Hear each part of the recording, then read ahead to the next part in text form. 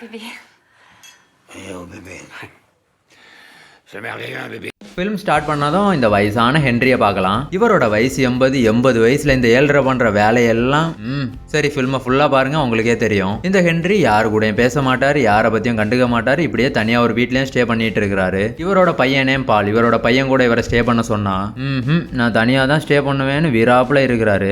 சரி அதுதான் வேண்டாம், ஒரு ஆளையாச்சும் வேலைக்கு வச்சுக்கலாம்னா அதுவும் வேண்டான்னு சொல்றாரு. இப்போ பால் இந்த ஹென்றி பண்றதெல்லாம் பார்த்து இப்படியே என் அப்பனை தனியாவே விட்டா கண்டிப்பா என்ன ஒரு நாள் ஜெயில ஏத்துறது உறுதின்னு ஒரு முடிவுக்கு வர்றாரு. இப்ப பாலோட பிளான் என்னன்னா, இப்ப இந்த வீட்டுல இருக்கிற ஒரு போர்ஷனை ஏதாவது ஸ்டூடெண்ட்ஸுக்கு ரெண்ட்டுக்கு கொடுக்கலாம் அப்படிங்கிறது தான் பிளான். இந்த பிளானுக்கும் எப்படியோ பேசி ஹென்ரியை சம்மதிக்க வைக்கிறாரு. எதுக்காக இந்த பிளான்னா, இப்ப இந்த வீட்டுல யாராச்சும் இந்த மாதிரி ஸ்டே பண்ணா அட்லீஸ்ட் மெடிக்கல் எமர்ஜென்சிக்காச்சும் ஹெல்ப் ஆயிருக்கும்னு பால் நினைக்கிறாரு. அதனால ரொம்ப சீப் ரேட்டுக்கு ரூம் ஆஃபர் பண்றத ஒரு போர்டும் வைக்கிறாங்க. தென் நம்ம அங்க கட் பண்ணி மியாவை பார்க்கலாம். மியா 20 இயர்ஸ் ஆன ஒரு காலேஜ் ஸ்டூடெண்ட். மியாக்கும் படிப்புக்கும் கன்னியாகுமரி டு காஷ்மீர் தூரம். எல்லா வாட்டியும் எல்லாத்துலயும் ஃபெயிலு. இதெல்லாம் பார்த்து அவர் அப்பா என்ன சொல்லுவாருன்னா, இதெல்லாம் வேலைக்கு ஆகாது, நம்ம கடையில காய்கறி பேக் பண்ண மட்டும்தான் இந்த 7 லாயக்குன்னு திட்டிக்கிட்டே இருப்பாரு. மியாக்கு மியூசிக்னா ரொம்ப பிடிக்கும். அதுலதான் மியாக்கு இன்ட்ரெஸ்டும் டேலண்ட்டுமே இருந்தாலுமே கூட அது எதையுமே கண்டுக்காம வீட்டுல இருக்கிறவங்களுக்காக காலேஜுக்கு போய் படிக்கிறா. அதனால எப்படி எல்லாமோ காலேஜுக்கு போய் கஷ்டப்பட்டு எழுதி ஃபெயில் ஆகிரும். ஒரு வேலை காய்கறி பேக் பண்ற வேலை தான் நமக்கு செட் ஆகுமோ என்னமோன்னு கன்ஃபியூஷனான லைஃபாவே மியாவோட லைஃப் போகுது. தென் இப்ப ரீசன்ட் பாஸ்ட்ல ஒரு எக்ஸாம் நடக்குது, அதுலயும் மியா ஃபெயில் ஆகிட்டா.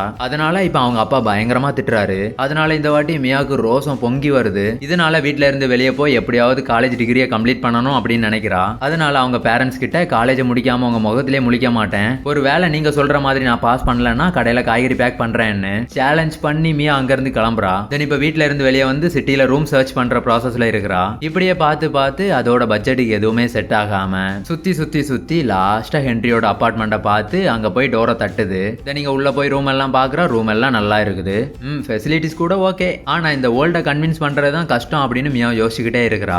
ஏன்னா இதே டைம் மியாவை மாதிரியே நிறைய ஸ்டூடெண்ட்ஸ் வீட்டை விட்டு தெருவுக்கு வந்து இந்த மாதிரி ரெண்டல் ஹவுஸ் சர்ச் பண்ற ப்ராசஸ்ல இங்கேயும் வந்திருக்காங்க. தென் நம்ம ஹென்றி மியாவை மாதிரி எல்லாருக்கும் காட்டி கொடுத்து அவங்களோட டீடைல்ஸ் எல்லாம் வாங்கி வச்சுக்கிட்டாரு. தென் அப்புறம் வந்த எல்லாருமே இந்த ஓல்டு ஹென்றி ரிஜெக்ட் பண்ணிக்கிட்டு மியாவை மட்டும் ரெண்டுக்கு ஸ்டே பண்ண ஒத்துக்கிட்டாரு. இப்படி மியாவை மட்டும் பர்டிகுலரா செலக்ட் பண்ணணும்னா ஏதாவது ரகசியம் இருக்கா அப்படிங்கிறது போக போக உங்களுக்கே தெரியும். தென் மியா மூட்டையெல்லாம் கட்டிக்கிட்டு வலது கால எடுத்து வச்சு ஹென்ரியோட அபார்ட்மெண்ட்டுக்குள்ள என்டர் ஆகுது. வந்ததுமே ஹென்றி இதை பண்ணாத அதை பண்ணுன்னு ஒரு 1000 கண்டிஷனை போட்டு ரூல்ஸ் பிரிண்ட் போட்ட நோட்டை என்ன படி அப்படின்னு கொடுக்குறாரு. இந்த வேர்ல்டு இதை கொடுத்துக்கிட்டு ரூம் வேணும்னா இதெல்லாம் ஃபாலோ பண்ணணும்னு சொல்லுது. எப்பா தலைவலிடா அப்படின்னு நினைச்சுக்கிட்டு எல்லாம் ஓகே சொல்றா. தென் மியா அவளோட ரூமுக்கு போய் செட்டில் ஆகுறா. அந்த டைம் ஹென்றி மியா கிட்ட போய் 3 மாசம் ரெண்டை அட்வான்ஸா பே பண்ணணும்னு கேக்குறாரு. மியா கிட்ட இப்ப அவ்வளவு காசு இல்லங்கிறதுனால 1 மந்த் ரெண்டை மட்டும் இப்ப தரேன்னு கேக்குது. அதுக்கு ஹென்றி இல்ல 3 மந்த்ஸ் ரெண்டை தந்தா ஸ்டே பண்ணு, இல்லனா இங்க இருந்து கிளம்புன்னு சொல்றாரு. இப்ப இப்படி போகணும்னு சொன்னா நம்ம மியா எங்க போகும்? இப்ப அதோட பட்ஜெட்டே கிடைச்ச ஒரே அபார்ட்மெண்ட் இதுதான். இப்ப இதையும் விட்டா எங்கேயும் வாய்ப்பே இல்ல.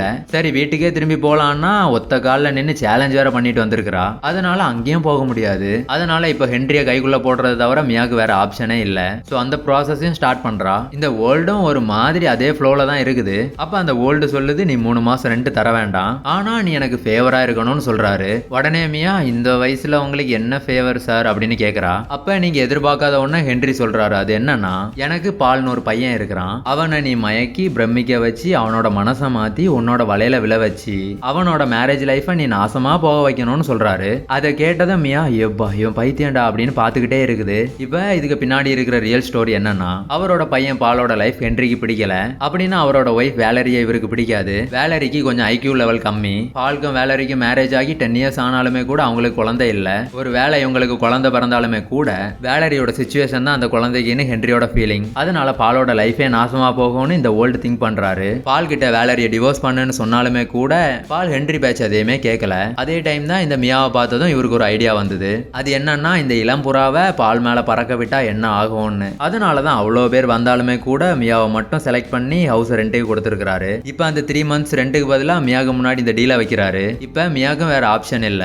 அதனால மியா 3 மாசம் இல்ல 6 மாசம் ரெண்ட் தர மாட்டேன், இது உங்களுக்கு ஓகேனா எனக்கு டீல் ஓகேன்னு மியா சொல்றா. இப்ப இந்த டீலுக்கும் ஹென்றி ஓகே சொல்றாரு. ஹென்ரிய ஹென்ரியை பாக்குறதுக்கு பால் அடிக்கடி வீட்டுக்கு வர்றது வழக்கம். அப்படியே வர்ற டைம் மியாவும் அவளோட ஒர்க்கை ஸ்டார்ட் பண்றா. பால் கிட்ட இன்ட்ரோடியூஸ் ஆகி மெதுவா ஃபிளட் பண்ண ஸ்டார்ட் பண்றா. இப்ப இந்த இளம் புறா கவுக்க பாக்குதான்னு பாலுக்கும் சின்னதா டவுட் வருது. பட் அப்படி டவுட் வந்தாலுமே கூட பெருசா அதை பத்தி யோசிக்காம நார்மலா இருக்கிறாரு. தென் கொஞ்ச டைம்ல இந்த ஓல்டு இங்க வருது. ஓல்டு வந்ததும் பால் அங்க இருந்து கிளம்பிட்டாரு. இப்ப இந்த ஓல்டு மியா கிட்ட வந்து இது போதாது, இன்னும் கொஞ்சம் பெருசா ஏதாவது பண்ணு, தூள் கிளப்பணும் அப்படின்னு சொல்றாரு. நெக்ஸ்ட் சண்டே பால் அவரோட ஒய்ஃப் வேலரியோட ஹென்ரிய மீட் பண்ண வர்றாரு. அங்க தனியா பால் கிடைச்ச டைம் எல்லாம் மியா பால் பாயாசம் பண்ணிட்டு இருக்கிறா. ஆனாலுமே கூட இதை பத்தி வெளியே எதுவுமே சொல்லாம ஒய்ஃபு கூட இந்த மீட்டை ஹாப்பியா கம்ப்ளீட் பண்ணிட்டு அங்க இருந்து கிளம்புறாரு.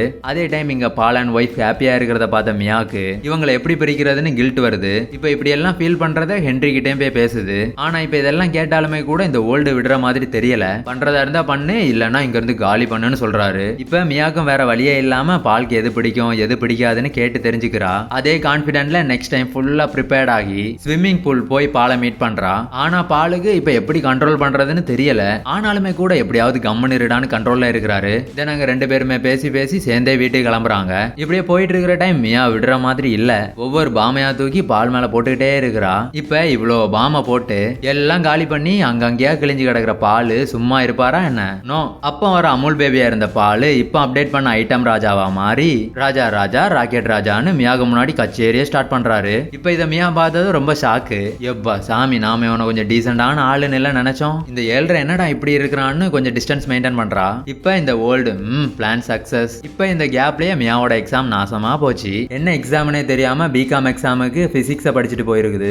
என்ன மாதிரி. இப்ப இந்த எக்ஸாமோட ரிசல்ட் எல்லாம் பார்த்ததும் என் அப்பா சொன்ன மாதிரி தான் நான் காய்கறி பேக் பண்ண மட்டும் தான் லாயக்குன்னு தோணுதுன்னு ஃபீல் பண்ணுது. இப்ப ஹென்றி இங்க வந்து மியாக்கு கொஞ்சம் பாவம் பாக்குறாரு. ஹென்ரிக்கு தெரியும் மியா மியூசிக் நல்லா பிளே பண்ணோன்னு. அதனால ஹென்றி மியா கிட்ட உனக்கு டிகிரி மேல இன்ட்ரெஸ்ட் இல்லைன்னா மியூசிக் மேல கான்சென்ட்ரேட் பண்ணு அப்படின்னு சொல்றாரு. அதுக்கு மியா எங்க அப்பாவுக்கு அதெல்லாம் பிடிக்காதுன்னு சொல்றா. உடனே ஹென்றி அதெல்லாம் உன்னோட விருப்பம், உன்னோட டேலண்ட புரிஞ்சிக்காத அப்ப எல்லாம் ஒரு அப்பா நான் ஒரு பைத்தியக்காரன் அப்படின்னு சொல்றாரு. இப்ப அவர் சொன்னது அப்படி கேட்டதும் மியாக்கு ரொம்ப கோவம் வருது. என் அப்பா ரொம்ப நல்லவர், ரொம்ப தெளிவானவர், அவருக்காக நான் டிகிரியை கம்ப்ளீட் பண்ணுவேன் அப்படின்னு சொல்றா. இங்க நம்ம ஐட்டம் ராஜா லவ்ல விழுந்து மியா பின்னாடியே திரியிறாருல்ல. இப்ப இந்த விஷயம் எல்லாம் பாலோட ஒய்ஃப் வேலரிக்கு தெரிஞ்சிடுச்சு. சீ பரதேசின்னு எல்லாத்தையும் எடுத்துட்டு வீட்டுக்கு கிளம்புறாங்க. இப்ப எப்படியோ இந்த ஓல்டோட ஆசை நிறைவேறிடுச்சு. அதே டைம் மியா இந்த ஃபேமிலியை பிரிக்கணும், அவளோட வேலையும் கம்ப்ளீட் ஆகிடுச்சு. அதனால மியா இனிமே பாலை கட் பண்ணணும் அப்படின்னு நினைச்சிட்டு இருக்கிறா. அதனால பால் கிட்ட போய் ஸ்டார்டிங்ல எனக்கு உங்க மேல இன்ட்ரெஸ்ட் இருந்தது, பட் இப்பதான் எனக்கு புரியுது இதெல்லாம் தப்பு, நம்மளோட ஏஜ் டிஃபரன்ஸ் எல்லாம் வேறன்னு. நான் என்னோட ஏஜ்ல ஒருத்தனை செட் பண்ணிட்டேன், சாரிடான்னு சொல்லுது. அதை கேட்டதும் லவர் பாய் பாலுக்கு பால் ஊத்துன மாதிரி ஃபீல் வருது. இப்ப கொஞ்ச நேரமா ஷாக்ல இருந்து வெளியே வந்து நார்மலா சைலண்டா ஓகேன்னு சொல்லி அங்க இருந்து கிளம்புறாரு. இந்த சைட் பாலோட ஒய்ஃப் வேலரி டிவோர்ஸ்க்கு அப்ளை பண்ணிட்டாங்க. இப்போ இவங்களோட லைஃப் இப்படி செப்பரேட் ஆக போகுதுங்கிற டைம்ல வேலரி பிரெக்னன்ட் ஆகுறாங்க. இப்போ இதே ஹாப்பியோட ஹஸ்பண்ட் அண்ட் ஒய்ஃப் ரெண்டு பேரும் திரும்ப சேர்றாங்க. இப்போ இந்த விஷயத்த அவங்க அப்பா கிட்ட சொல்லலாம்னு ஹாப்பியா பால் வர்றாரு. வந்து ஏ ஓல்டு நீ தாத்தாவாக போறேன்னு சொல்றாரு. பட் இந்த விஷயத்த கேட்ட வருங்கால தாத்தாவோட ஃபேஸ பார்த்தா எந்த ஹாப்பினஸுமே தெரியல. பதிலுக்கு பையன்கிட்ட நீங்க டிவோர்ஸ்க்கு அப்ளை பண்ணீங்களா என்னாச்சுன்னு கேக்குறாரு. அப்ப பால் சொல்றாரு டிவோர்ஸ் எல்லாம் பண்ற மாதிரி இல்லன்னு. அதை கேட்டதும் ஹென்றி அதான் டிவோர்ஸ்க்கு அப்ளை பண்ணீங்கல்ல, அப்புறம் எதுக்காக சேரணும்னு கேக்குறாரு. இப்ப இந்த ஓல்டோட பேச்சை கேட்டதும் பாலுக்கு செம்ம கோவம் வருது. அதனால அவர்கிட்ட நீ எந்த ஜென்மத்திலயும் மாறி தொலைய மாட்ட, சண்டே வேலரிய கூட்டிட்டு வீட்டுக்கு வருவேன், அப்போ இந்த மாதிரி ஃபேஸ உம்முன்னு வைக்காம ஹாப்பியா இருக்கிற மாதிரி நடி, இல்லன்னா நீ செத்தா கூட நான் வரமாட்டேன்னு பால் அங்க இருந்து கிளம்புறாரு. இப்போ பால் இப்படி பேசினதை ஹென்றி பயங்கரமா யோசிச்சு கோவத்துல இவன் சொல்லி நம்ம எதுக்காக கேட்கணும்னு நினைக்கிறாரு. அதே டைம் இந்த விஷயத்தை எல்லாத்தையும் மியா கிட்டயும் ஷேர் பண்றாரு. அந்த டைம் மியா என்னோட விருப்பத்துக்கும் என்னோட ஆசைக்கும் எங்க அப்பா விடலன்னு சொல்லி எங்க அப்பாவை பைத்தியம்னு சொன்னேன். அப்படின்னா இப்போ உன்னோட சமாச்சாரம் என்னன்னு கேக்குறா. அதோட உன் பையன் விருப்பத்தை புரிஞ்சுக்கிறதுக்கு உனக்கு எங்க வலிக்குது? எப்போ பாரு இதை பண்ணல அதை பண்றான், இப்படி பண்ணல அப்படி பண்றான்னு ஏழ்ற டைலாக் விடுவ. சரி ஏதோ வயசு கோளாறுல இப்படி பண்றேன்னு பார்த்தா லாஸ்டா என்கிட்டே கஜகஜா விளையாட்டு விளையாட சொல்லி நீ வேடிக்கை பார்த்துட்டு இருந்த. 80 வயசாகி இடுப்பொலி வந்து இப்போவோன்னு இருக்கிற. இப்போ கூட நீ திருந்தலன்னா உன்னை என்ன பண்ண முடியும்னு சொல்றா. இப்போ யூசுவலா ஹென்றி கிட்ட இதெல்லாம் யாராச்சும் பேசினா ஹென்றி கேட்கற ஆள் கிடையாது. ஆனா இப்ப மியா இவ்வளவு தூரம் பேசின பிறகும் பதிலுக்கு ஓல்டு எதுவுமே பேசாம சைலண்டா இருக்கிறாரு. இப்ப மியா இப்படி எல்லாம் பேசினதே ஃபுல்லா இந்த ஓல்டு யோசிச்சுக்கிட்டே இருக்கிறாரு. தென் பால் வீட்டுக்கு வர்றேன்னு சொன்ன சண்டையும் வருது. சொன்ன மாதிரியே Sunday morning ball and Valerie இங்க வர்றாங்க. ஹென்றி எப்பவும் போல ஃபேஸ உம்முன்னு வச்சுக்காம அவங்கள ஹாப்பியா ரிசப்ஷன் பண்றாரு. தென் வேலரி கிட்டயும் நல்லபடியா பேசி கங்க்ராச்சுலேஷன் சொல்றாரு. இப்ப இதெல்லாம் பார்த்த பால் ரொம்ப ஹாப்பியா ஃபீல் பண்ணி அவங்க அப்பா இப்ப வச்சு இந்த மாதிரி மாறினதை நினைச்சு ரொம்ப சந்தோஷமா இருக்கிறாரு. தென் இப்படி அவங்களோட லைஃபும் கண்டினியூ ஆகுது. தென் கட் பண்ணி ஹென்றி அவரோட இன்ஃப்ளூயன்ஸை யூஸ் பண்ணி மியா அவ லண்டன்ல இருக்கிற ஒரு மியூசிக் ஸ்கூல்ல ஜாயின் பண்றதுக்கு அட்மிஷன் வாங்குறாரு. அப்புறம் மியா கிட்ட என்னோட பையன் விஷயத்துல நான் பண்ண மிஸ்டேக்ஸ் ரியலைஸ் பண்றதுக்கு எனக்கு இவ்வளோ இயர்ஸ் ஆகிடுச்சு, இவங்களை அவளை எப்படியாவது டிவோர்ஸ் பண்ண வைக்கணும்னு நினைச்சேன். அதனாலதான் உடனே தேவையில்லாம இந்த விஷயத்துல இன்வால்வ் பண்ணி இவ்வளவு இயர்ஸ் ஆகிருக்கு இந்த விஷயத்த புரிஞ்சுக்கிறதுக்குன்னு சொல்றாரு. தென் கொஞ்ச நாளுக்கு பிறகு மியா இங்க இருந்து வீட்டுக்கு போறா. வீட்டுக்கு போய் அவங்க அப்பா கிட்ட நான் டிகிரி கம்ப்ளீட் பண்ண மாட்டேன், ஷாப்ல காய்கறியும் பேக் பண்ண மாட்டேன், மியூசிக் கத்துக்க போறேன், இதான் என்னோட ஃபைனல் டிசிஷன் சொல்றா. இதை கேட்டதான் அவளோட அப்பாவும் பயங்கரமா ஆர்கியூமெண்ட் பண்றாரு. அப்புறம் கொஞ்ச டைமுக்கு பிறகு இனி என்ன பண்றதுன்னு யோசிச்சு ஓகே சொல்றாரு. இப்ப மியா வீட்டுல இருக்கிறவங்களுக்காகவோ சொசைட்டில இருக்கிறவங்களுக்காகவோ இல்லாம தன்னை தானே புரிஞ்சுக்கிட்டு லண்டனே கிளம்புறா. அங்க போய் ஹென்றி வாங்கி தந்த அட்மிஷன்லயும் ஜாயின் பண்றா. தென் இப்படி அவளோட மியூசிக் லைஃப் ஸ்டார்ட் ஆகுது. இதனால மியா ரொம்ப ஹாப்பியா இருக்கிறா. இந்த பக்கம் ஹென்ரியா ரொம்ப ஹாப்பியா இருக்கிறாரு. ஓகே, இதான் ஃபில்ம் இதோட எண்ட் ஆகுது. உங்களுக்கும் இந்த மாதிரி ஏதாவது இன்ட்ரெஸ்ட் இருந்துச்சுன்னா கமெண்ட்ல சொல்லுங்க. அதை தெரிஞ்சுக்கிட்ட ஒரு ஆளா நான் ரொம்ப இன்ட்ரெஸ்டா இருக்கிறேன். ஓகே, இன்னைக்கு இவ்வளவுதான். தேங்க்யூ.